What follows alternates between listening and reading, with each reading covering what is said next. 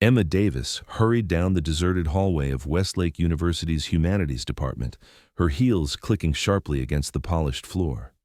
The sound echoed through the corridor, emphasizing just how empty the place felt at 7:30 on a Friday evening. Almost everyone had gone home hours ago, eager to start their weekend. Everyone except Emma. Her devotion to grading essays had once again trapped her in that strange bubble of time where minutes stretched into hours, slipping away unnoticed. "Almost done," she muttered under her breath, juggling a leather bag, a stack of ungraded papers, and a half-empty cup of lukewarm coffee. All she needed was to grab the anthology she'd left in Conference Room B after the faculty meeting, and then she could finally head home. A bottle of wine, takeout from her favorite Thai place, and a new episode of her beloved historical drama were all waiting for her. Recently, the university had installed an automated locking system.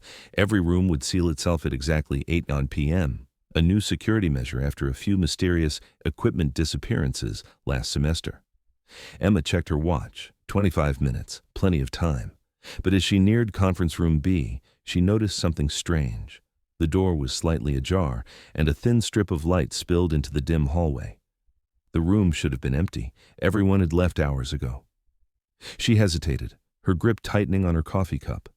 Then, carefully pushing the door open with her elbow, she peeked inside. A man stood by the window, his back to her, gazing out over the darkening campus. He wore a tailored suit that seemed more suited to Wall Street than a public university. He was on the phone, his voice low, firm, and controlled. "I don't care what the board thinks.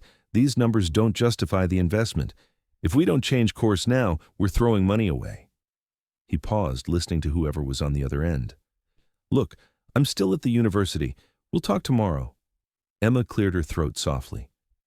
"Excuse me?" The man spun around, startled.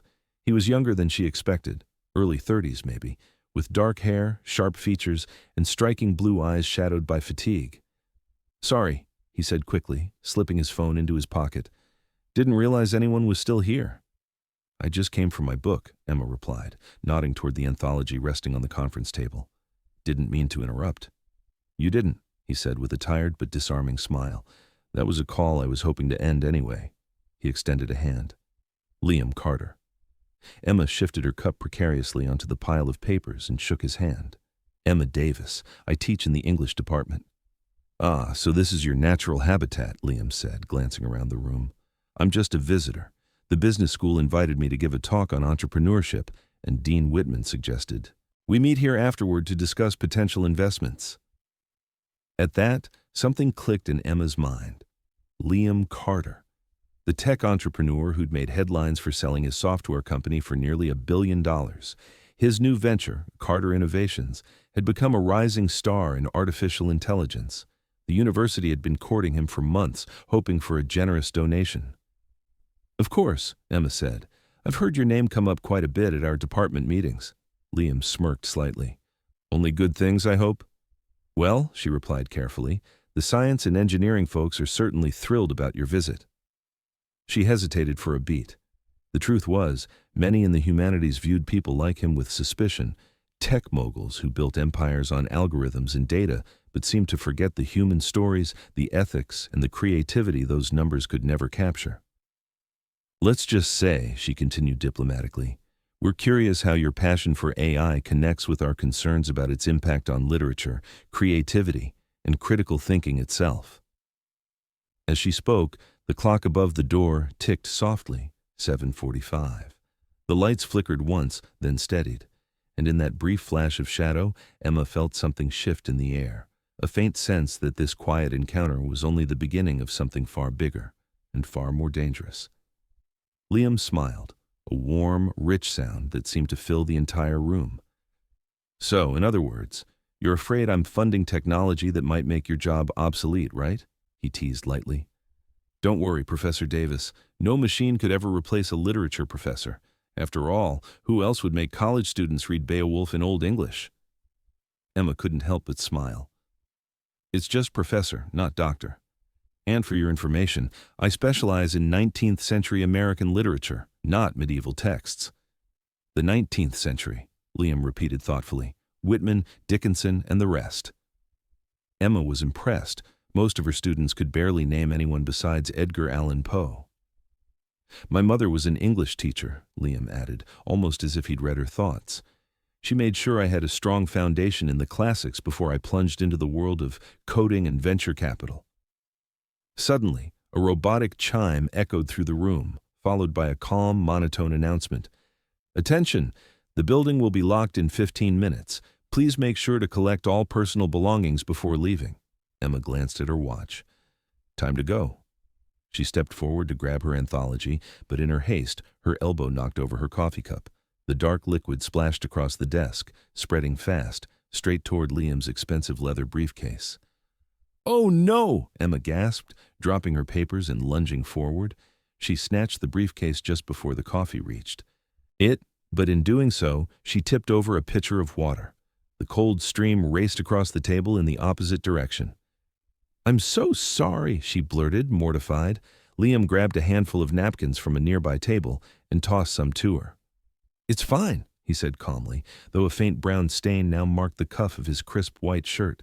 "Trust me, I've caused worse disasters in board meetings." They both started wiping up the mess, their hands brushing more than once. Each accidental touch sent a spark of embarrassment and something else through Emma. She felt her face heat up. "So," Liam said casually, as if sensing her discomfort and wanting to ease it, 19th century literature, huh? Any favorites you'd recommend to someone trying to read beyond the usual school list?" The question lit a spark in her eyes. For a moment, her professional passion overtook her awkwardness. "Well, everyone knows Moby Dick and the Scarlet Letter, but I'd suggest The Awakening by Kate Chopin, or maybe Charles Chesnutt's short stories.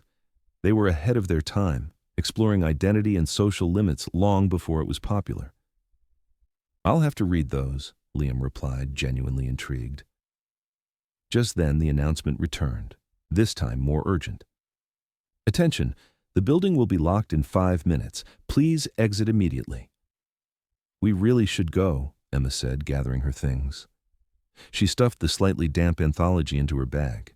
Liam picked up his briefcase, and together they headed for the door. He reached for the handle and frowned. It didn't budge. "That's strange," he murmured, trying again. The door remained stubbornly sealed. A flicker of unease crossed Emma's face. "Let me try." She set down her bag and pulled at the handle, harder and harder. Nothing. "It's jammed. Is there another exit?" "Only this one," Liam said grimly. Emma pointed toward the wall phone. "We can call campus security." Liam lifted the receiver, waited a moment, then frowned. "No dial tone. That's impossible." Emma's pulse quickened. She banged on the door, hoping someone might still be in the hallway. But the silence outside was heavy, absolute. The automated voice came one last time, emotionless and final. "All facilities are now secured. Have a pleasant evening." A sharp metallic click echoed through the room as the electronic lock engaged. For a moment, neither of them spoke. The lights flickered once, then steadied. Emma exhaled, leaning against the wall with a tired half-smile. "Perfect," she muttered. "Just perfect." And somewhere down the hall, a faint hum began, low, mechanical, and far too close. Liam pulled out his phone. "No problem. I'll just call." He stopped mid-sentence, frowning at the screen. "No signal." Emma checked hers. "Same here. This building's notorious for dead zones, especially on the top floors." She pointed at the windows. "And they're locked. Energy-saving measures the university put in last year." Pacing across the dim conference room, Liam kept glancing at his phone, as if the signal might suddenly appear out of thin air. "So, we're stuck here until morning?" "The security guard does his rounds every couple of hours. He'll find us." "Eventually," Liam muttered, loosening his tie with a look of resignation. "Well, Professor Davis, looks like you're trapped for the night with a tech entrepreneur. Your humanities colleagues would be horrified." Despite her irritation, Emma couldn't help but laugh. "There are worse fates. At least you know who Walt Whitman is, and you didn't spill coffee all over my laptop, so we're even." Liam set his briefcase on the table and sat down. "Since we're apparently in for a long night, tell me something. Why are the humanities always so skeptical about funding technology?" "I'm genuinely curious." Emma hesitated, then took a seat across from him. If they were going to be here for hours, they might as well have an honest conversation. It's not just about the money, she said thoughtfully. We worry about what technology is doing to learning, to critical thinking. We see students who can't focus on a novel because they're conditioned by constant digital noise. They use AI to write essays instead of developing their own minds. But isn't that evolution? Liam leaned forward, eyes gleaming with interest. Tools change, methods adapt. Some tools expand human potential, Emma said softly. Others replace it, or weaken skills we've valued for centuries. So what's the alternative? Ban technology? That's never worked. No, she replied, but we can be intentional. We can design tools that deepen thought, not destroy it. Emma surprised herself with the passion in her voice. She usually avoided these debates outside academia. They always spiraled into frustration. That's exactly why I'm here, Liam said. My foundation's trying to bridge tech and the humanities. Most tech leaders come from STEM fields. We need people like you, people who understand the stories behind the data. He smiled. People who spill coffee and get locked in conference rooms. The tension broke. The conversation grew lighter. They argued about the future of education, the ethics of AI, and even shared their favorite books from different eras. Emma found herself impressed by Liam's thoughtfulness and by how open he was to perspectives beyond his own world. Hours slipped by unnoticed. In the corner, they discovered a mini fridge with a few water bottles and a plate of leftover sandwiches from that morning's meeting. Liam spread them out on napkins, creating an impromptu midnight picnic on the conference table. Not exactly five-star dining, he joked, handing her a slightly stale turkey sandwich. Better than nothing, she said, realizing how hungry she was. Though I was hoping for Thai takeout. What's your go-to order? Pad Ki Mao, extra vegetables, spice level 4 out of 5. Liam raised an eyebrow. Impressive tolerance for heat. I grew up with a mom who believed the spicier the food, the stronger the character. And you? What does a tech millionaire eat when he's not locked in a university conference room? Honestly, protein bars and coffee, my schedule doesn't allow for much else, Emma smiled. Then maybe getting stuck here isn't the worst thing that's ever happened to you. The lights flickered as the wind howled outside, rattling the locked windows. For a moment, silence filled the room, heavy, electric, and full of something neither of them could quite name. This is terrible, he admitted with a wry smile. My assistant is always nagging me to eat real food. She says I'm only one missed meal away from becoming a burnout cautionary tale. Smart assistant, maybe too smart sometimes. Liam glanced at his watch. Almost 11 was. Shouldn't the security guard have made his rounds by now? Emma frowned. You're right. He usually checks in at 10 o'clock. She moved to the door, knocked loudly, then called out, Hello? Is anyone there? No answer.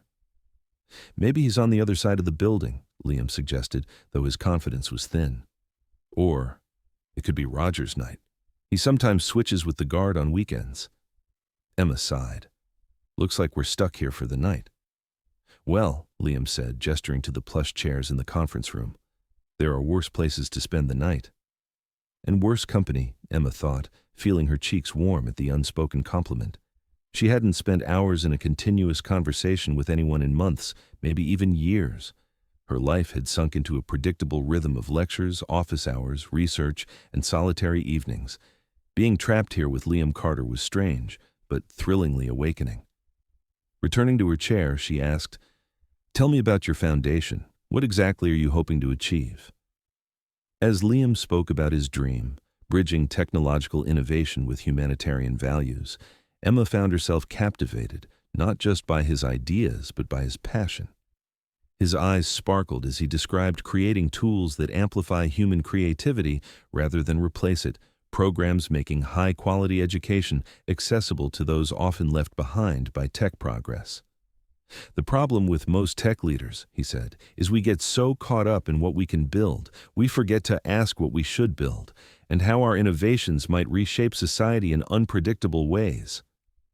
And you think humanities professors can provide the answers? Not answers, he replied, but questions worth exploring. Liam smiled. Like the ones you've been asking me for the past 3 hours. Emma glanced at the clock on the wall, surprised it was already past midnight. I can't believe we've been talking this long. Time flies when you're discussing the future of human knowledge, Liam said with a grin. He leaned back in his chair, jacket tossed aside, sleeves rolled up, revealing sun-kissed forearms. I have a confession. What is it? I've avoided most university meetings, thinking they'd be tedious exercises in academic posturing. But this conversation, despite the spilled coffee and being trapped here, is more inspiring than any board meeting I've had in years. Most people I meet want something from me, or they fear my success. They don't challenge me, like you have tonight. Emma didn't know what to say. The intensity of his gaze made her heart race. Well, Liam said, when you're trapped in a room with someone, social filters tend to disappear. True, she murmured. He yawned and glanced at the clock again. We should probably try to sleep. These window chairs recline a bit. They fashioned makeshift beds from the conference chairs, using Liam's jacket and Emma's cardigan as pillows. The room's automatic lighting shifted to night mode, bathing everything in a soft, ethereal blue glow. Good night, Professor Davis, Liam said from a chair a few steps away. Good night, Mr. Carter, Emma replied, adjusting herself for comfort. As sleep began to pull her under, Emma realized this bizarre situation, a spontaneous overnight with a charming tech billionaire, was straight out of the romantic comedies she sometimes watched, except she never expected to experience it herself. The thought made her smile in the darkness. The harsh fluorescent lights flicked on at 6:15 a.m., yanking Emma awake. She blinked, disoriented, trying to remember where she was until the events of the previous night hit her like a wave. Her neck ached from an awkward position, and her mouth was dry. Liam was already awake. His hair was slightly tousled, giving him an unexpectedly youthful, effortless charm, not at all like the man she had seen the night before. He handed her a bottle of water from the mini-fridge. Good morning, he said. I heard voices in the corridor. Someone should be here soon. As if on cue, the keycard clicked in the lock, and the door creaked open. Standing there was a security guard, not Roger, but Hector, his expression caught between surprise and confusion, as he glanced from Emma to Liam and back again. Professor Davis, what are you doing here? We got locked in last night, Emma explained calmly, gathering her things while unsuccessfully trying to smooth her crumpled clothes. The door jammed, and then the automatic lock kicked in. Hector frowned. That shouldn't happen. There's a system that disables locks if it detects movement inside the room. Well, it didn't, Liam interrupted, putting on his jacket. That needs to be checked. The guard nodded, still struggling to understand how a professor and a sharply dressed stranger ended up locked in a conference room together all night. Emma and Liam stepped out together. The first rays of sunlight streamed through the eastern windows, spilling soft light across the corridors. The campus was still asleep, with only the occasional jogger breaking the morning silence. Well, Emma said, suddenly feeling a flutter of awkwardness now that their nocturnal adventure had ended. That was unexpected. Yeah, Liam nodded. He paused for a second, then asked, Do you have classes today? No, Saturday. Right, he said, looking unusually uncertain. I was thinking, maybe we could continue our conversation over a proper meal, not yesterday's sandwiches. Emma froze, startled. Dinner, with me. I'd like that, or lunch, or coffee, preferably in a spill-proof mug, he added, flashing a warm, genuine smile. Normally, Emma would have been cautious. Past relationships had left scars, teaching her to keep her distance. But there was something different about Liam. His intelligence, his depth, the way he turned a night trapped in a room into an adventure instead of a disaster. I wouldn't say no, she said, surprised even to herself. Liam's smile widened. Great. How about tomorrow evening? I'm in town until Monday. Tomorrow works. Perfect. He pulled out his phone. Finally, signal returned, and they exchanged numbers. I should change before my next meeting, he said, gesturing at his rumpled suit. And I need to go home, shower, and feed my cat, Emma replied with a smirk. They walked together to the parking lot where a sleek black car waited. Before getting in, Liam turned to her one last time. You know, Professor Davis, I came to this university looking for investment opportunities, but I found something far more valuable. And what's that? Emma asked, playing along with a smile. A private tutor in 19th century literature, and maybe more, he winked, slipping into the car. Emma watched the car drive away, laughing despite herself. The absurdity of the situation hit her. Just 24 hours ago, she had planned a weekend of grading papers and binge-watching historical dramas. Now she had dinner plans with a billionaire obsessed with literature. Life, it seemed, hadn't lost its sense of humor. The next evening, after their unexpected confinement, Emma found herself seated across from Liam Carter at Laurel, one of the city's most luxurious restaurants. Perched on the top floor of a skyscraper, it offered a dizzying view of the glittering metropolis through its floor-to-ceiling glass walls. "I hope you like it here," Liam said as a waiter filled their crystal glasses with water. "I wasn't sure if you had any particular preferences." Emma smiled, taking in the restrained elegance of the room. "This place is incredible," she admitted, "though it's a little different from my usual Sunday dinner in front of a series with a stack of assignments." Speaking of assignments, Liam reached into his briefcase and pulled out a well-worn collection, the very same one Emma had left in the conference hall after their adventure. Emma's heart skipped. It seemed this was the start of a story she wasn't prepared for, yet couldn't bring herself to stop. "I think this belongs to you. Did you leave it?" His voice was soft, yet charged with a quiet intrigue. Emma took the book, noticing a carefully placed bookmark peeking from between the pages. "You've read it. I got interested in Kate Chopin after your recommendation," he said, his eyes lighting up with that warm spark that always made her heart beat faster. "The Awakening? Quite provocative for its time, isn't it?" And just like that, their evening unfolded. Between delicate appetizers and exquisite dishes, their conversation raced from literature to technology, from personal stories to philosophy. Slowly, Emma discovered that beneath Liam's impeccable exterior was a mind both deep and hungry for knowledge. But everything shifted when dessert arrived. Liam's expression turned serious. "Emma, I have a proposition for you." She raised an eyebrow. "Professional?" she asked cautiously. "Yes, strictly business." He nodded. "My life has become a relentless cycle of business meetings and tech conferences. I'm surrounded by people who think exactly like me, and that kills creativity." "And how do I fit into this?" she asked, feeling the tension in the air thicken. "I want to hire you as a consultant." He leaned closer, lowering his voice to a near whisper.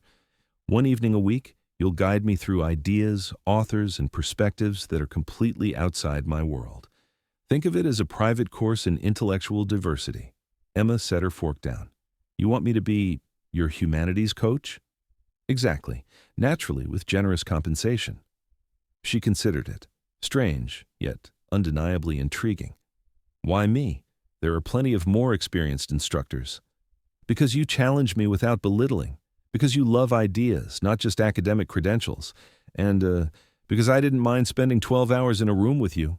That says a lot about compatibility." Emma couldn't help laughing. "When you put it that way, just think about it," Liam said. "The first session could be as early as this week before I leave for San Francisco." The practical side of Emma, the side that knew student debts and leaky ceilings, saw the advantage immediately. But the curious scholar inside her stirred. "All right, but I have conditions." "Name them." "We meet on neutral ground, neither in your hotel nor my apartment. I choose the topics and materials, and if either of us feels uncomfortable or that it's pointless, we stop immediately." Liam extended his hand across the table. "Deal, Professor Adam." As Emma shook it, a shiver ran through her. She had just agreed to something that would change her life forever, though she had no idea how much. "One more thing," she added with a mysterious smile. "I don't give grades, Mr. Carter." "Fair enough," he replied, his eyes twinkling. "But I hope you'll at least tell me if I fail the course." The waiter brought the check. Liam paid without a glance. They stepped out into the cool night, and the city lights seemed to promise that their story had only just begun. Emma hesitated. Had she been too impulsive? Everything hovered on the edge between personal and professional. Yet there was something about Liam Carter, something real.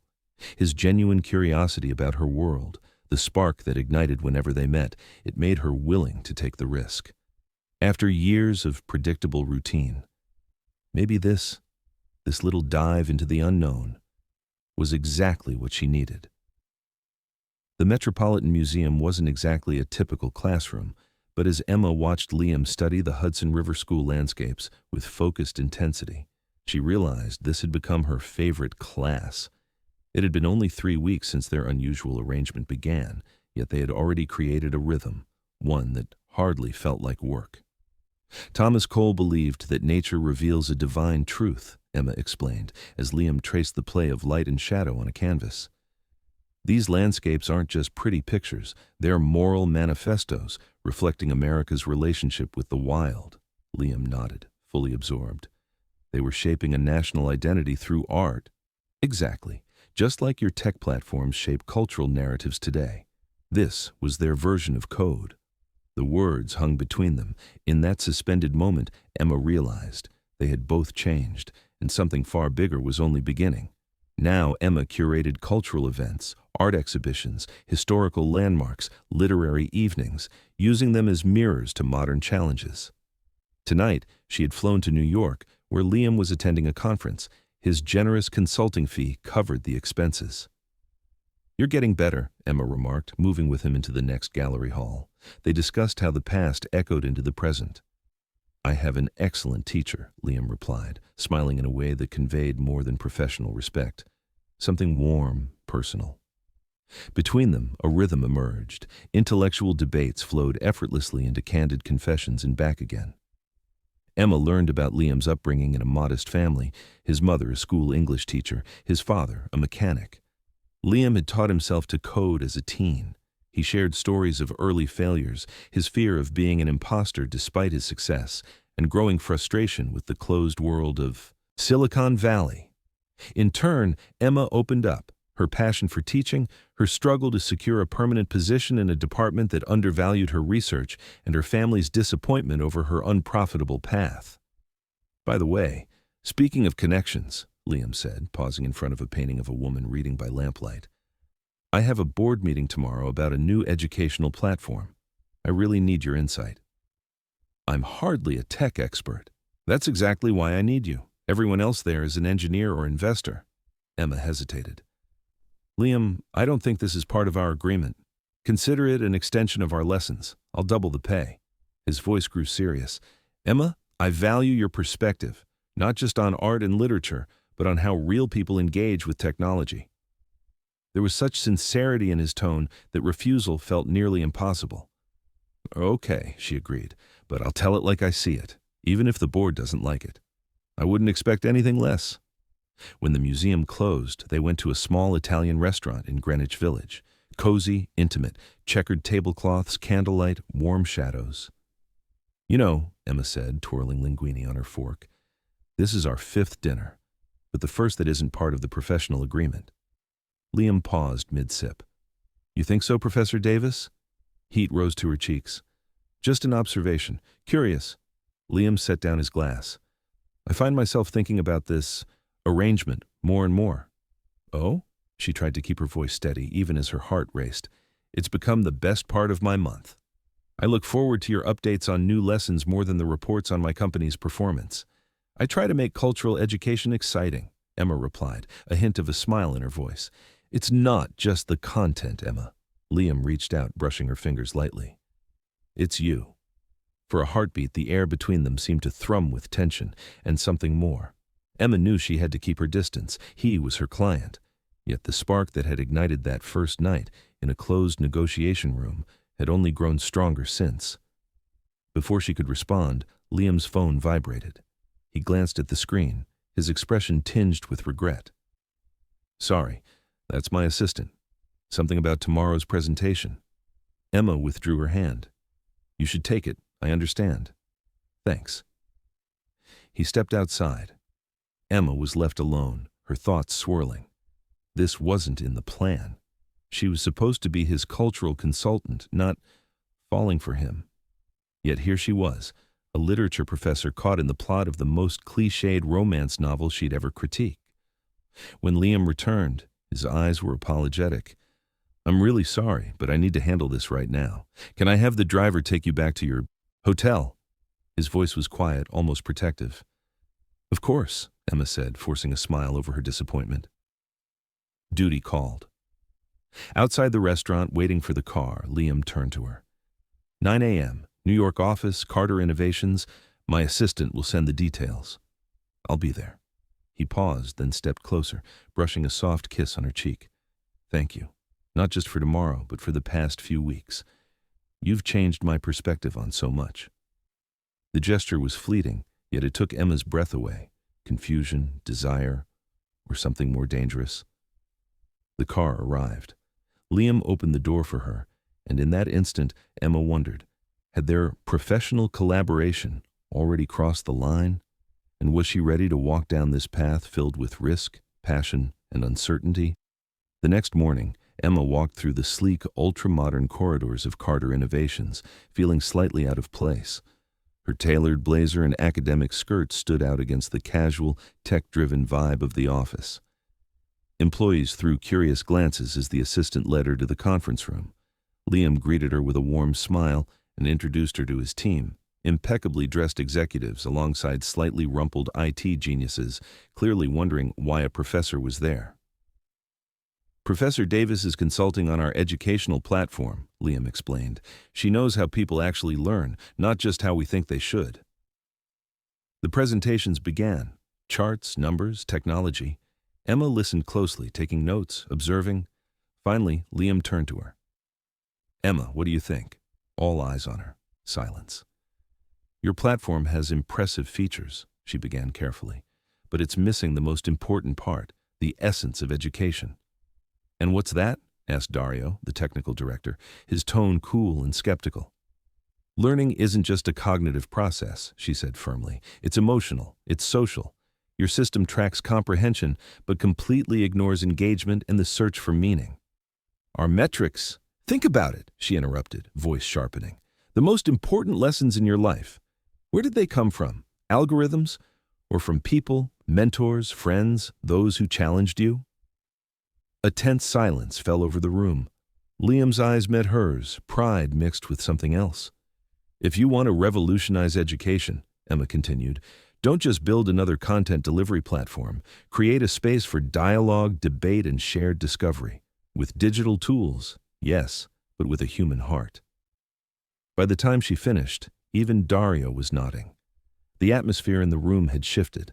Ideas sparked, discussions ignited, and new approaches took root. The team was buzzing with inspiration. Later, as everyone filed out, Liam approached her. That was brilliant. You just turned a $50 million project on its head.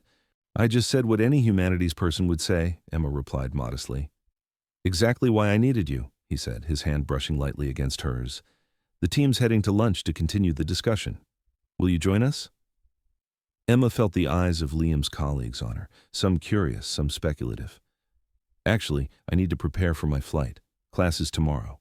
A flicker of disappointment crossed Liam's face. His voice dropped. Emma, about last night. It's fine, she interrupted. It was a pleasant evening. Nothing more to analyze. He studied her face. You really think so? Just a pleasant evening between colleagues? A knot of anxiety tightened in her chest. She had no answer. At that moment, Liam's assistant appeared. He was expected elsewhere. We'll talk more, Liam promised, squeezing her hand before leaving. On the flight, Emma tried to focus on her student's work, but her thoughts kept drifting back to that look Liam had given her across the conference table. A look not of a consultant, not of a friend, a look for someone who had quietly become far more. Her phone buzzed with a new message from him, and her heart lurched. The board unanimously approved your approach to the platform. They want to offer you a permanent consulting role. Say yes, and I'll get the legal papers started. But more importantly, I'd like to see you outside work. What do you say? Emma stared at the screen, fully aware that her reply could alter the course of her life and his. Minutes stretched in tense silence before she finally typed a response. The permanent role sounds enticing. As for the other, I think we should discuss it in person. The earliest free evening is Friday. The reply came instantly. Friday it is. This time I'll come myself. She set the phone down, a whirlwind of anxiety and excitement twisting in her chest. The boundaries they had carefully maintained were starting to crumble. Emma didn't know whether to rebuild them or let everything collapse entirely. Friday arrived with unseasonably heavy rain, drumming against her office window. a mirror to the storm of thoughts, doubts, and anticipation inside her. Her desk held unchecked student papers, but she couldn't focus. Every ounce of her attention was drawn to the impending dinner with Liam. Their relationship had reached a turning point, a point of no return. But was she ready to make a choice? A knock at the door pulled her from her spiraling thoughts. "Come in," she said, expecting a student with last-minute questions before the weekend. Instead, standing there was the department chair, Margaret Wilson, her face more tense than usual. At 62, Margaret had weathered every university intrigue and political battle, wearing her scars with pride, sharp remarks, and relentlessly practical shoes. "Emma, do you have a minute?" Without waiting for a reply, Margaret sat across from her and placed a printout on the desk. "Explain this," she demanded. Emma's eyes dropped to the page. The headline made her heart seize. "Lessons from a Billionaire. Private meetings with Professor Westlake raise questions." "What is this?" she gasped, scanning the article in horror. The piece portrayed her meetings with Liam in a suspicious light, hinting at unprofessional relations. Grainy photos showed them entering the Metropolitan Museum together. "I'd like to know that too," Margaret said coldly, arms crossed. "The provost called me this morning. He wants to know why a faculty member from my department is holding private sessions with Liam Carter without university approval." "This is not what you think," Emma tried to protest. "He hired me as a cultural consultant. We discuss literature, art, historical context, strictly professional." "So that's why you fly to New York every weekend, to professionally consult in five-star hotels?" Emma's cheeks flushed. "I stayed at the hotel alone. He was there for a conference." Margaret sighed, her tone softening. "Emma, I'm not trying to pry into your personal life, but you know how academia works. It's not just what happens, it's how it looks, especially for a non-tenured professor." "So I can't work as a consultant?" "You can, many do. But with official approval and full transparency, here, there's a conflict of interest. And worse, suspicion. Especially now with Mr. Carter negotiating funding for a new tech center at our university." Emma froze. She hadn't known about the tech center. Realizing Liam was simultaneously negotiating with the university while paying her for consulting added a whole new shade to their collaboration. "I really didn't know. That's why disclosure rules exist." Margaret handed her a form. "Fill this out. Describe all your consulting activities and compensation. The ethics committee will review it. Meanwhile, I'd put both the professional and personal connection on pause." When the door closed behind Margaret, Emma remained frozen, the untouched form lying in front of her. The decision ahead was getting harder, yet more urgent. The stakes were clear. Her career could be jeopardized, all because of her connection with Liam. And yet the thought of ending things, especially now when something deeper was beginning between them, brought an unexpected pang of loss. Her phone vibrated. A message from Liam. "Just landed. Can't wait to see you. Here's the restaurant address." Emma stared at the screen, unsure how to respond. She needed to tell him about the form, the possible consequences for her career, but not over a text, and certainly not in a restaurant where they could be seen. She typed quickly, "Plans changed. Can we meet at my place? Need to talk privately. I'll send the address." His reply came almost instantly. "Everything okay?" "I'll explain when you get here," she wrote, sending the address. The next 2 hours passed in feverish preparation. Emma didn't mind her small apartment, cozy with floor-to-ceiling bookshelves, but the contrast between her world and Liam's was stark. Luxury and prestige on one side, a professor's modest salary and practical furniture on the other. Exactly at 7, the doorbell rang. Emma took a deep breath, adjusted her sweater, and opened the door. Liam stood there, casual yet magnetic, jeans, button-down shirt, a bottle of wine in hand, raindrops clinging to his hair. A small, easy smile played across his face. "I know you wanted a private talk, but I hope we can still have dinner. I brought Italian takeout. The place you mentioned." He lifted the fragrant bag. Basil and garlic filled the air. Despite the anxiety, warmth spread through Emma's chest. He had remembered her passing remark, a small thing, yet it meant so much. "Come in," she said softly, stepping aside. "Yes, dinner would be perfect. We'll talk over it." Liam entered, his gaze sweeping the room with genuine interest, not judgment. Exactly as I imagined, he said, scanning the bookshelves. A true literary haven. Small, but enough for me. And Milton? Emma nodded toward her gray cat, watching the guests suspiciously from the windowsill. Milton? Like John Milton? Yes. Paradise Lost is my guilty pleasure, Emma admitted, setting out plates, though this Milton is far less verbose. They began laying out the food, pouring the wine, like they'd done it 100 times before. For a fleeting moment, everything felt astonishingly simple, as if they were just an ordinary couple sharing dinner on a quiet evening. No complications, no pressure, no headlines. But reality never waits. They sat at the table. Liam looked at her, studying her closely. Something's off. You've got that same look you had when you explained why Hawthorne's view on sin doesn't hold up. Emma couldn't suppress a smile. You read me too well. I have an excellent teacher, he replied, but his smile faded as he saw her seriousness. Emma, what's going on? Wordlessly, she handed him a newspaper. The article had come out the day before. Liam's face darkened as he read the headline. This is absurd. They're making it sound like I know how they're spinning it, Emma interrupted. And apparently the university is concerned. The department head came to see me today. And what did she say? That I have to officially declare our relationship.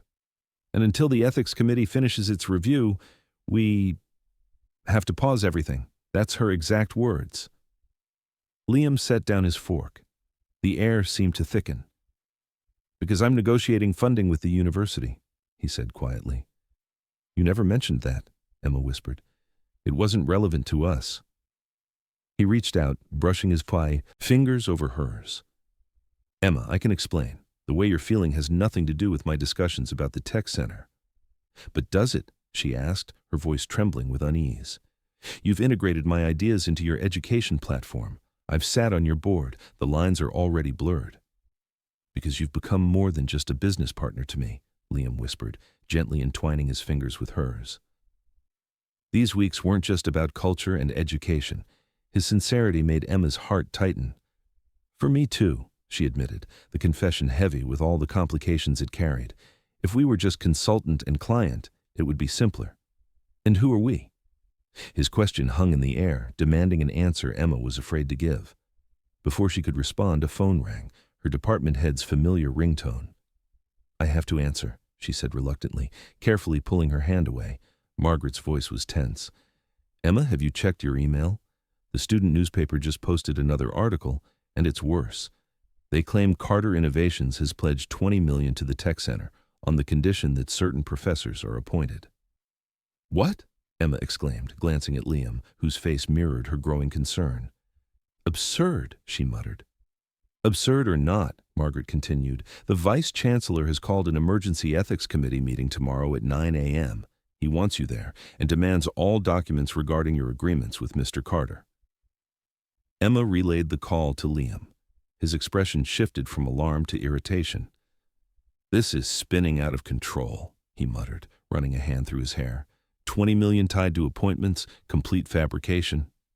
And the part about the $20 million, is that true? She asked. We discussed the contribution in that ballpark, he said, but with no conditions on staffing. Then why am I being summoned to the ethics committee? Emma paced the small sitting room, anxiety mounting inside her. Liam, this could ruin my career. They could accuse me of a conflict of interest. I can't let that happen. Liam stood, his gaze firm, determined.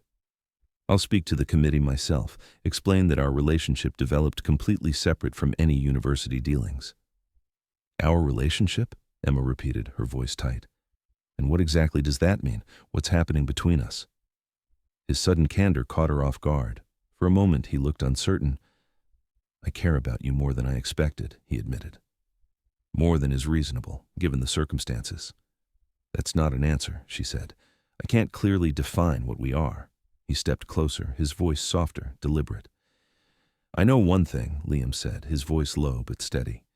Being with you, talking, debating, even arguing, I feel alive, more alive than I have in years. You challenge me, surprise me, change how I see the world. And our work, the lessons. At first it was all genuine. I truly valued your opinion. He now held her hands gently, looking at her with an intensity that made her heart race. But now, it's just an excuse to see you. Emma felt the final barrier of professionalism crumble. She had tried to keep her distance, convincing herself this was merely an intriguing consultation with a fascinating client. But the truth had been obvious for weeks. Her feelings for Liam had long surpassed the boundaries of work.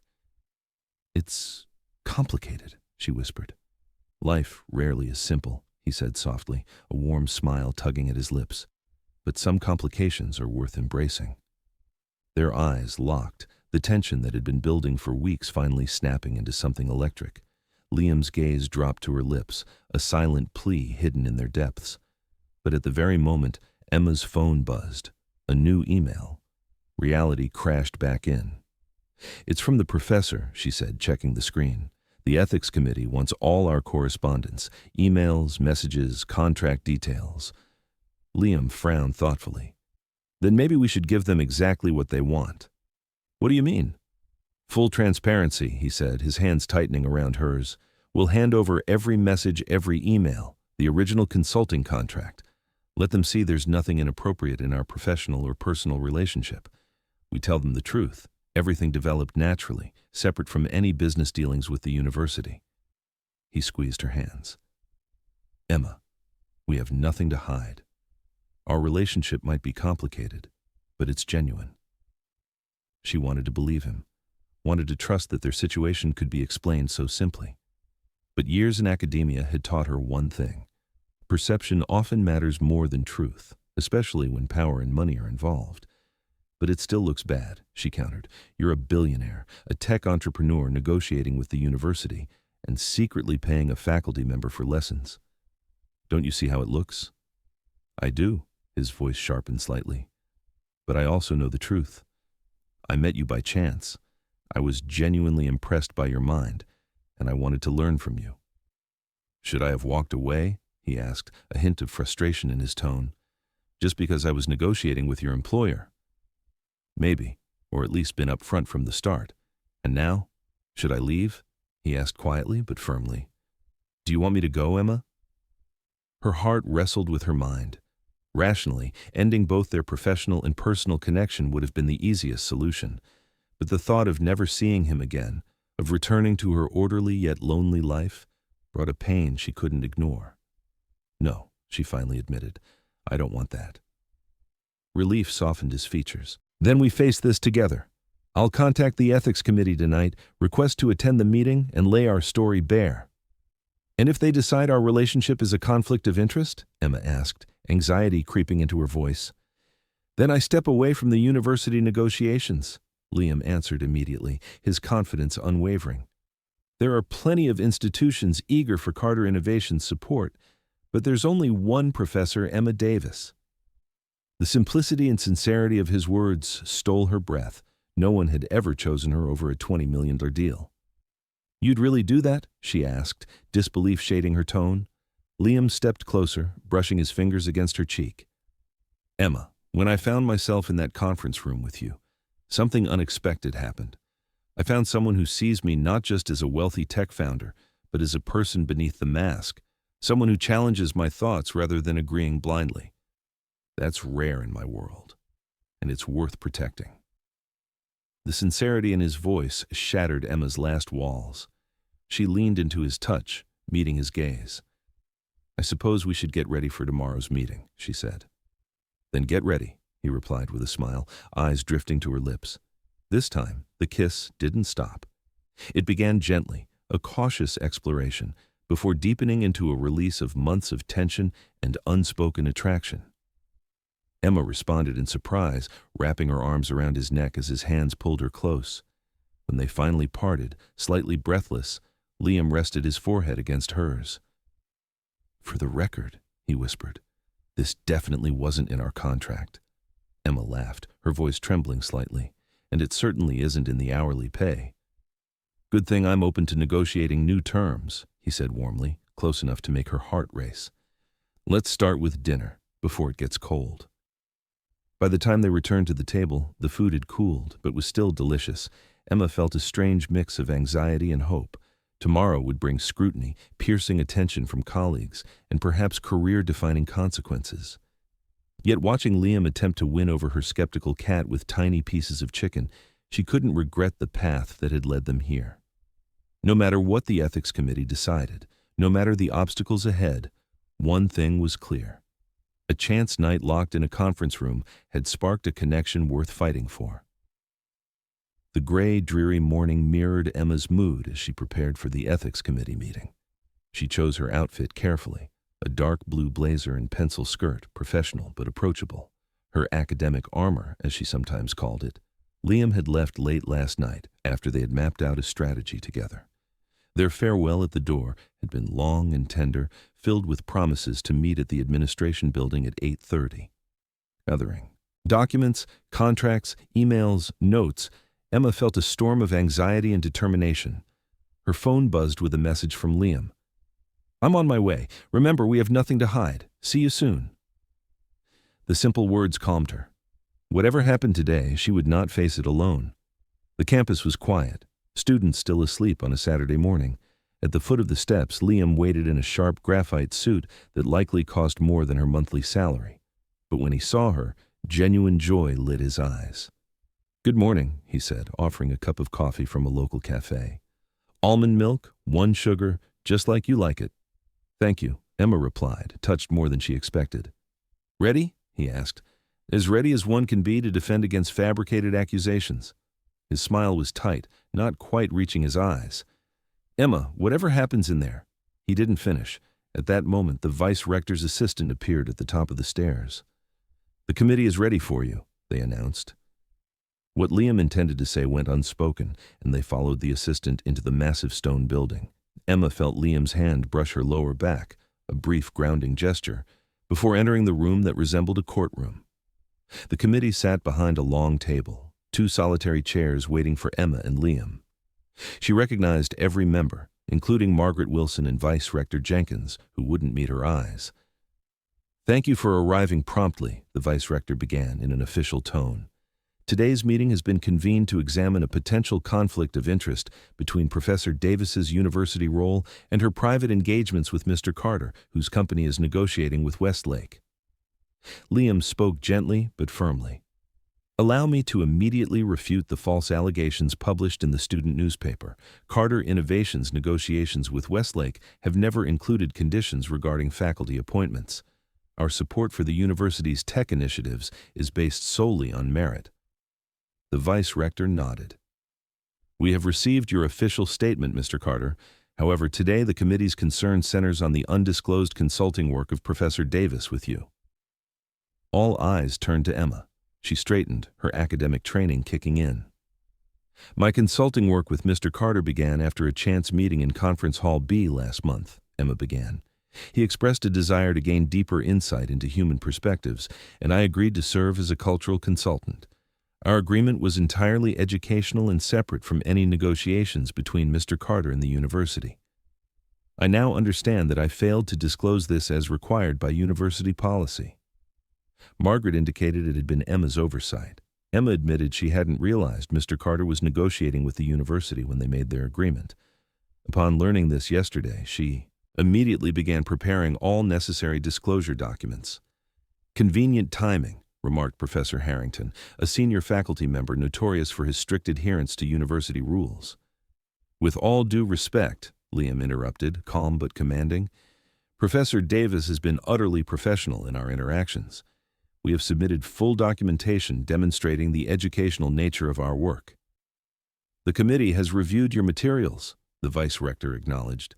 "Yet questions remain about the substantial compensation, $15,000 for 5 evenings of cultural discussions."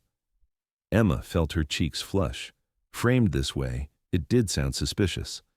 "I value expertise appropriately," Liam replied without apology. "Professor Davis' insights were crucial to the development of our educational project.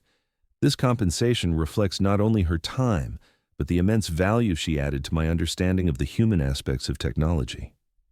The questioning lasted nearly an hour. Committee members probed every detail of their arrangement. Emma answered honestly, explaining the content of their meetings, the educational venues they visited, and how their professional relationship had evolved. She skillfully avoided mentioning the personal dimension their connection had begun to take, though a few knowing glances from the committee suggested they suspected more. Finally, Professor Zhang, a quiet representative from the physics department, asked the question Emma feared most. "Professor Davis, what is the nature of your relationship with Mr. Carter now? Strictly professional?" Silence fell over the room. Emma felt the tension beside her. Liam stiffened, though outwardly calm. This was the moment of truth, in every sense. "Our relationship began as professional consulting," Emma said cautiously. "Over the past few weeks, a personal connection has developed. However, this evolution is recent and has in no way influenced Mr. Carter's business with the university." "I understand," Professor Zhang replied, neutral. "And the future?" "Future?" Liam spoke before Emma could. "I intend to step back from all negotiations with Westlake University regarding the Tech Center funding." His declaration sent waves of surprise through the committee. The vice-rector leaned forward, visibly concerned. "Mr. Carter, that may not be necessary." "With all due respect," Liam said firmly, "to avoid even the slightest conflict of interest, I will pass all further discussions to the executive director of my foundation. The funding remains in place, but I am personally stepping aside." Emma stared at him, stunned by the weight of his decision. He hadn't mentioned this part of the plan to her. "And what about your agreement with Professor Davis?" Margaret asked. "Formal consulting ends immediately," Liam replied, his usual confident tone returning. "As for whatever Professor Davis and I decide in our personal lives, that's outside the university's control, as long as all professional conflicts are resolved." The committee members exchanged glances. After a brief whisper, the vice-rector addressed them again. "Professor Davis, Mr. Carter, the committee will review the situation in a closed session. We will inform you of our decision by the end of the day. Thank you for your candor." "You're stepping back from the negotiations?" Emma finally asked as they walked out of the building. "Didn't I just say that?" Liam replied, navigating the university courtyard, keeping an eye out for curious onlookers. "It's the cleanest way. No conflicts of interest." "But you personally helped plan the center. Won't your foundation try to influence things?" "There will be influence, but unofficially. Officially, I step aside." He stopped and looked her in the eyes. "Emma, I meant everything I said in there. What's happening between us matters more to me than any Westlake deal." His words weighed heavily on her heart. "Liam, I don't know what to say." "No need to say anything," he said softly, taking her hand. "Just tell me if you think it's worth it. That we're worth it." Standing in the campus she had called home for years, Emma felt the full weight of the choice before her. A relationship with Liam would complicate her life. Gossip, scrutiny, perhaps even doubts about her professional integrity. It would be safer to walk away, return to her familiar routine, and protect the career she had built painstakingly. But she remembered that night in the conference room, their hours-long conversations, Liam's gaze that seemed to see straight into her mind, uncovering treasures she had hidden even from herself. For the first time in years, someone made her feel truly seen. Not just Professor Davis, but Emma, with all her complexities and contradictions. "Yes," she said at last, "we're worth it." The smile that lit up his face was like dawn after a long night. "Good," he said, "because I had no intention of letting the best thing to happen to me in years slip away." "Even better than your first billion," she teased. "Infinitely better." He leaned down and brushed a gentle kiss across her lips. "Money can't debate Emerson on transcendentalism and spill coffee on my Italian shoes at the same time." Emma laughed, feeling light, despite the lingering uncertainty. No matter what the ethics committee decided, no matter the trials ahead, they would face them together. An unlikely pair, brought together by a stuck door and security system glitches. Walking hand in hand across the campus, Emma felt new possibilities unfolding. A new chapter in a story she hadn't even realized she was writing. Professor and Tech Millionaire. It sounded like the title of a romantic comedy nobody would believe. Yet here they were, making it real, step by challenging step. 3 months had passed since the ethics committee meeting, and everything had changed, far more than Emma could have imagined. The committee approved Liam's withdrawal from university negotiations, finding no violations in their prior arrangements. Emma received a formal reminder about disclosure requirements, but nothing that could jeopardize her teaching career. The most profound change was in her personal life. Her carefully structured routine had given way to something freer, unpredictable, and infinitely more thrilling. Tonight she stood in her bedroom, staring at her wardrobe with an unfamiliar hesitation. Liam was flying in for the weekend, the rhythm they had established in their long-distance relationship by the coast. Usually, it had been simple. Takeout dinners, walks around campus, quiet evenings spent discussing books or watching films. But tonight was different. Carter Innovations Educational Initiative Gala Launch. The invitation gleamed from her vanity table. A formal event at the Natural History Museum celebrating the platform built on many of her ideas. Her first public appearance as what? The word girlfriend felt childish for what had developed between them. Partner sounded too grand after only 3 months. And yet, this was their beginning. Whatever label they wore tonight, it would make their relationship official, both in the tech world and in academia. The thought made butterflies swirl in Emma's stomach. Her phone vibrated. A message from Liam. Just landed. Can't wait to see you. Car picks you up at 7. Emma smiled, still unaccustomed to how her heart skipped a beat at every message. At 42, she had thought she'd long left behind the reckless thrill of infatuation. Yet now, she felt like one of her students, hiding a secret crush. She finally chose a deep midnight blue dress, simple, elegant, with a subtle shimmer that caught the light with every movement. Pricier than she usually allowed herself, but tonight, nothing felt too important to splurge on. At exactly 7, a sleek black car pulled up to her home. Emma draped a shawl over her shoulders, grabbed her clutch, took one last look in the mirror, and descended the stairs. The driver opened the door, and there, inside, was Liam, flawless in a tuxedo with an expression that made the dress worth every penny. "You look stunning," he said, pressing a gentle kiss to her cheek. "You're not bad yourself," she replied, straightening his bow tie. "Ready for your big night?" "Now that you're here, absolutely," he said, taking her hand, his thumb tracing the familiar pattern on her palm. "Be ready," he warned. "There will be press.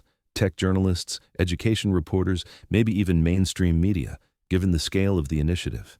Emma nodded. She expected nothing less. "I've prepared my notes on the importance of the humanities in tech development." "That's my professor," Liam smiled. "Always ready for class."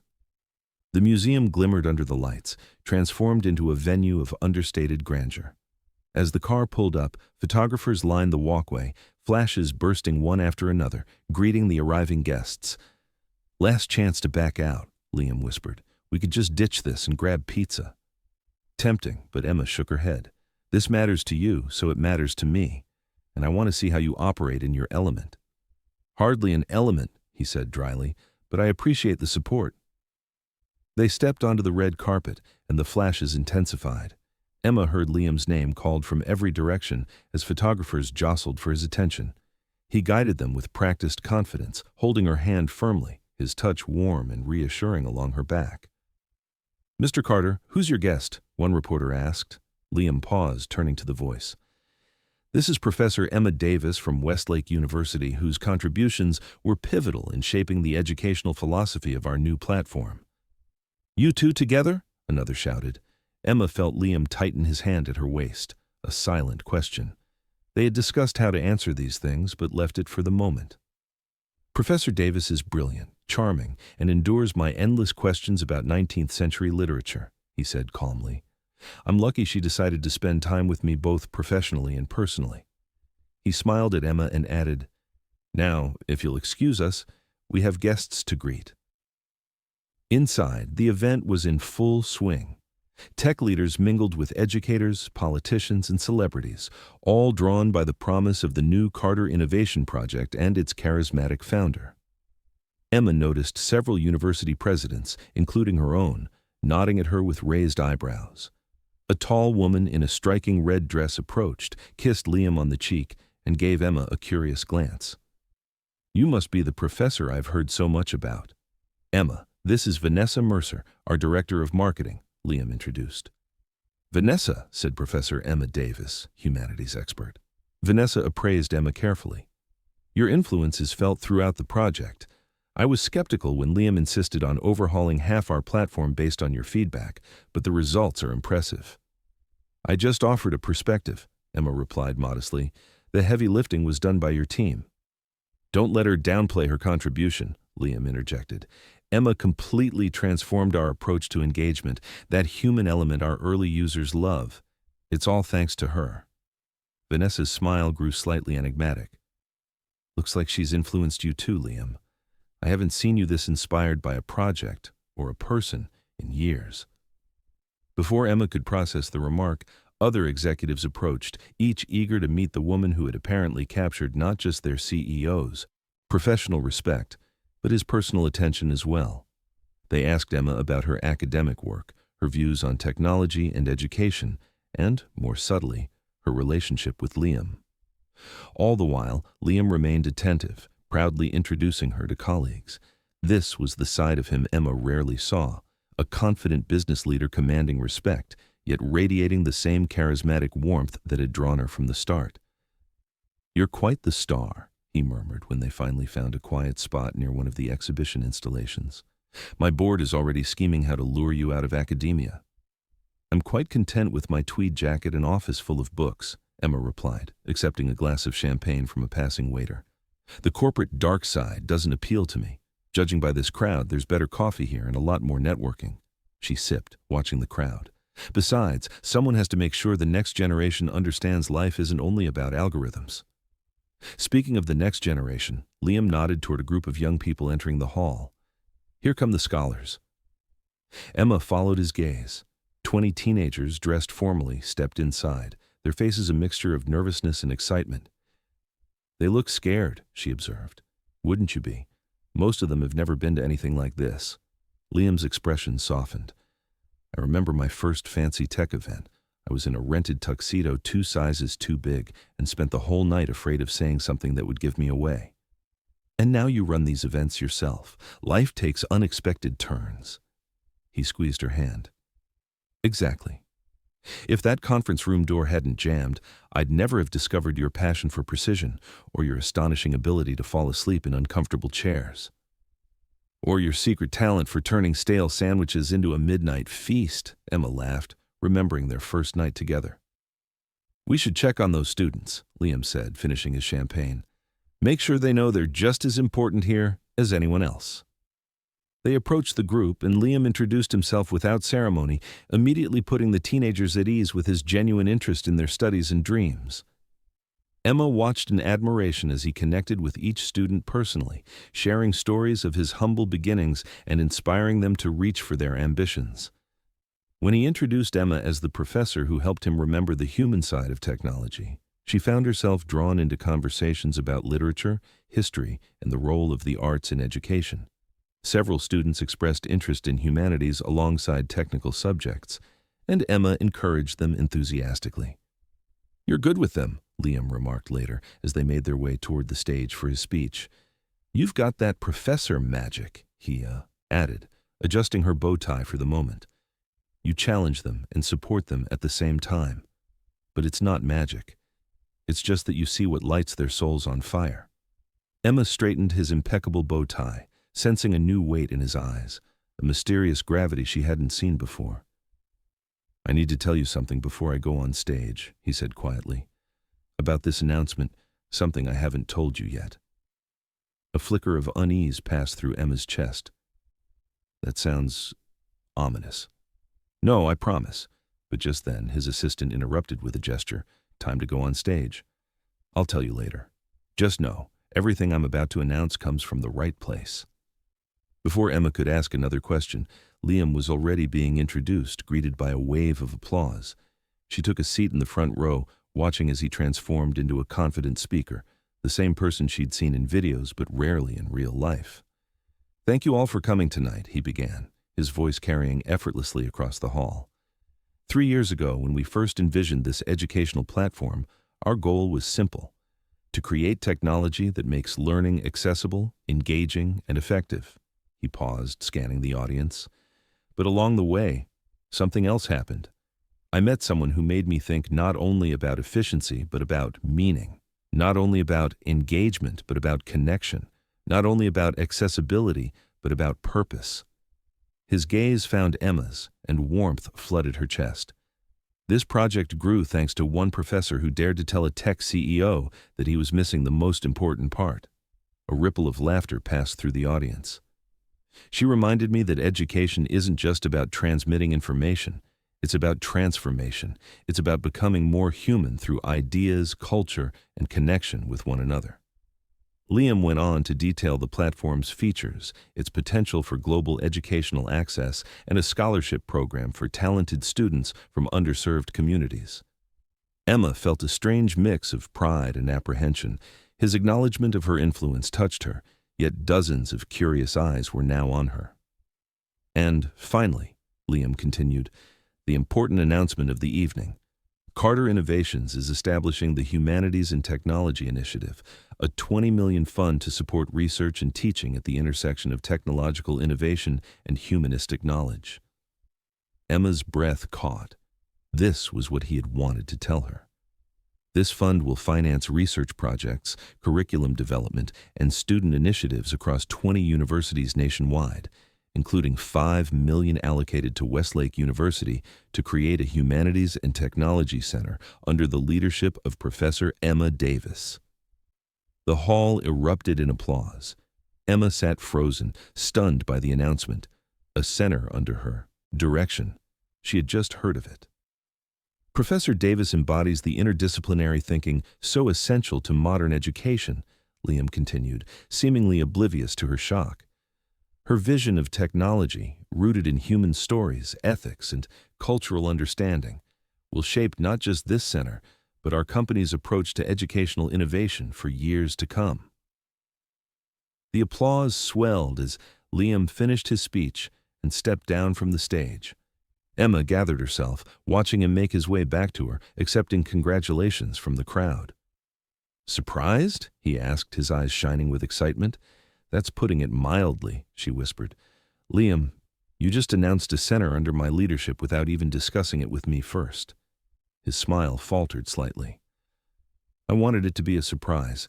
The university president has already approved the concept, on the condition, of course, that you agree. Did it never occur to you that I might want your input on such an important decision for your career? Or that announcing it publicly would put enormous pressure on you to accept, simply because everyone now knows?" Realization flickered in his eyes. "I didn't think about it that way," he admitted. "I just assumed you'd be thrilled by the opportunity. Maybe I would have been if I'd been asked first instead of being informed in front of 500 strangers," Emma said, her voice calm, though inside she was boiling. "Liam, you can't make unilateral decisions about my professional life, even with the best intentions and generous funding." Pain flashed across his face, but before he could respond, people around them approached with congratulations, eager to express their support. Emma forced a polite smile, accepting compliments with the grace years of navigating academic politics had taught her. Over the next hour, the crowd dispersed. Emma fielded questions about the new center, carefully choosing words that wouldn't commit her to anything. Liam dove into discussions with administration and potential partners, occasionally glancing at her with a mix of confusion and concern. When they finally met at the coat check, the tension between them was palpable. "Your car's ready whenever you are," Liam said quietly. "Or you could go separately," Emma sighed, suddenly weary. "Don't be ridiculous. We're going together." The drive home was silent. They each stared out their own window, but Emma felt the warmth of the evening fade, replaced by a chill that had nothing to do with the air conditioning. Once at her apartment, Liam followed her inside without a word. His face was serious, determined. As soon as the door closed behind them, he said, "I'm sorry, I should have discussed the center with you first." "Yes, you should have," Emma replied, slipping off her heels, letting the glamour of the evening disappear along with them. "Liam, do you understand why this upset me? Because I assumed what you wanted? Because I made a decision about your career without you? And put me in a position where saying no makes me look ungrateful or difficult." She paced the living room, while Milton stared at her from the couch. "That's exactly the power imbalance I've been trying to understand since we started seeing each other." Liam ran a hand through his messy hair, as if trying to collect himself. I never meant it that way. I wanted to create something meaningful, recognize your talent, give you the platform you deserve. But it's your platform, she said, stopping to look at him squarely. You wanted to create it. You wanted to give it to me. Those are your verbs, your actions. Where is my right to choose in all of this? He stumbled over his words, genuinely perplexed. I thought supporting your work and vision meant making decisions for you, announcing your career move in front of an unfamiliar audience. Frustration in Emma began to give way to a deeper, more cutting pain, a sense of being unheard, even by someone who claimed to care. Liam, in a relationship, especially when people have different power and influence, you need conversation, not proclamations. For the first time, understanding lit up his face. I'm used to making decisions on my own, surprising people with possibilities they never imagined. But I'm not your employee, nor a subordinate of your foundation. I never thought of you that way, he countered. Emma, I admire you, your mind, your principles, your unwavering dedication to what matters. I wanted to give you the resources to expand your influence, but I did it in a way that undermined your autonomy, the very autonomy you value most. Emma sank heavily onto the sofa, suddenly feeling the weight of exhaustion. This is the complexity that arises when our worlds collide.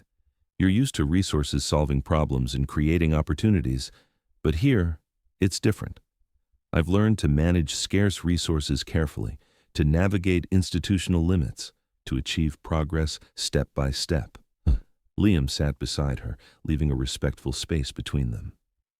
I never meant to overstep, his voice quiet and sincere.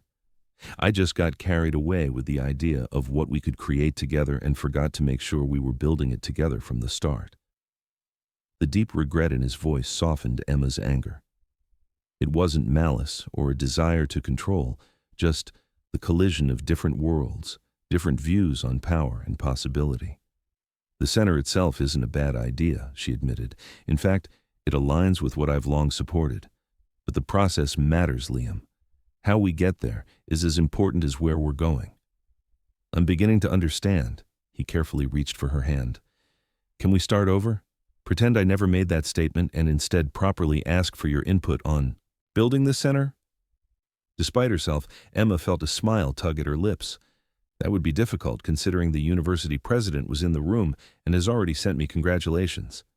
Oh, Liam winced, so it's too late to redo the announcement. For the announcement, yes, she replied, but it's not too late for me to genuinely influence what the center becomes if I even decide to take the role. You're thinking of declining? He asked, genuinely surprised. Of course. It's a serious commitment that could drastically alter my career. Emma turned to face him.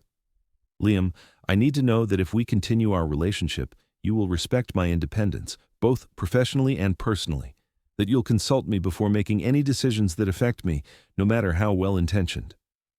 I promise, he said seriously. No more unilateral decisions, even if I think they're brilliant.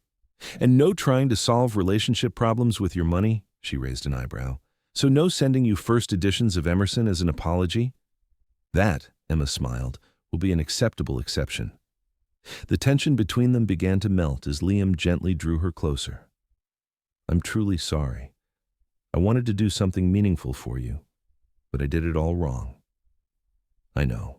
Emma rested her head on his shoulder, inhaling the familiar scent of his cologne. I appreciate the intent, even if I disagree with the execution. And now?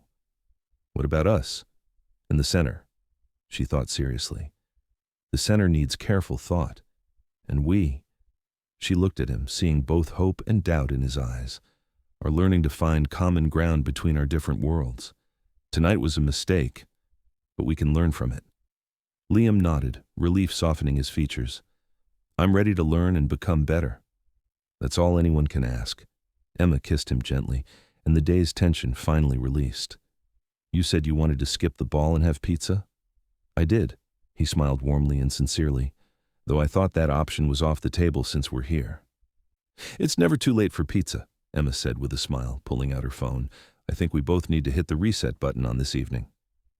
Changing into something more comfortable, she sat on the floor in the living room, reflecting on the day's events.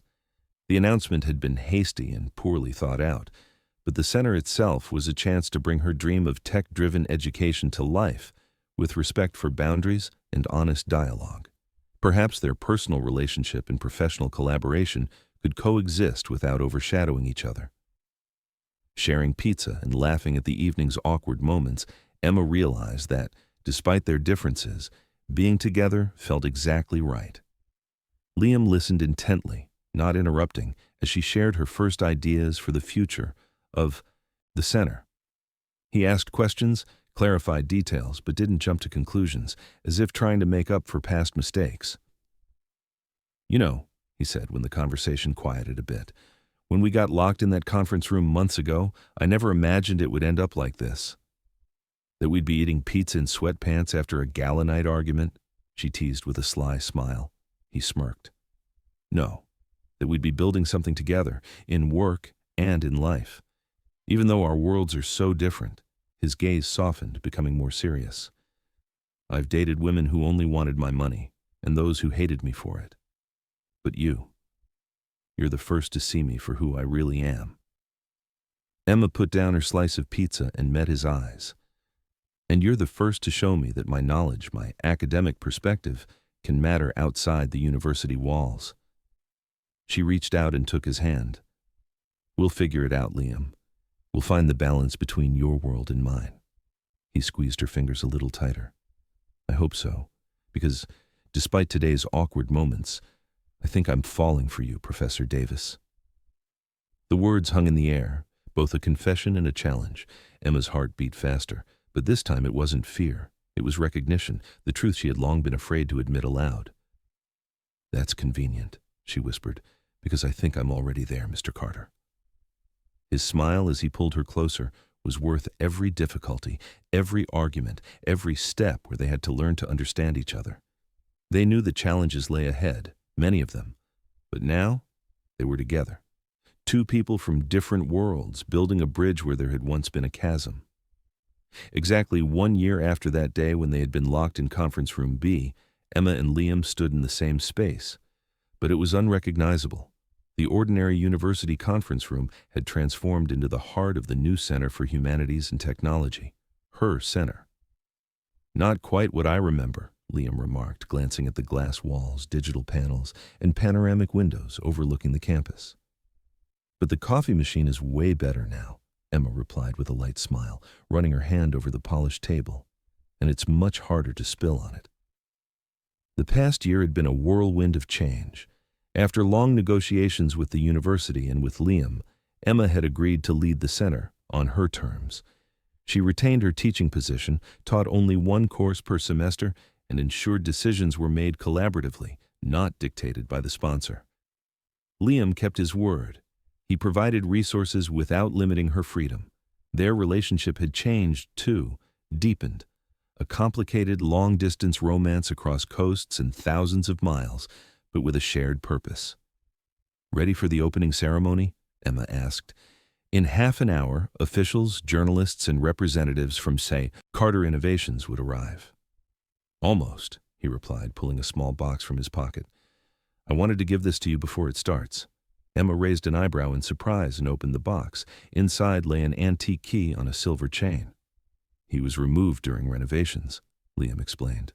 "One of those locks, the ones that trapped us back then.